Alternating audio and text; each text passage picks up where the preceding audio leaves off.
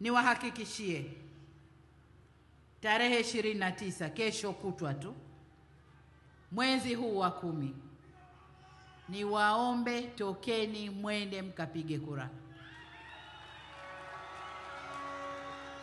Ninayeongea hapa ni Rais wa Jamhuri ya Muungano wa Tanzania na Amiri Jeshi Mkuu wa nchi hii. Nataka niwaambie, maandamano yatakayokuwepo ni ya watu kwenda vituoni kupiga kura.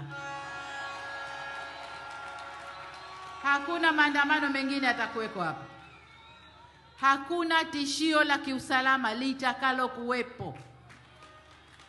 Anayesema ni Amiri Jeshi Mkuu wa nchi hii. Niwaombe ndugu zangu, twendeni mkapige kura.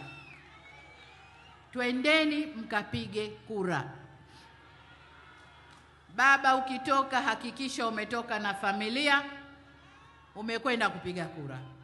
Kila aliyeandikishwa, mabalozi wetu wa maeneo, hakikisheni mmetoka na watu wenu wote kwenda kupiga kura.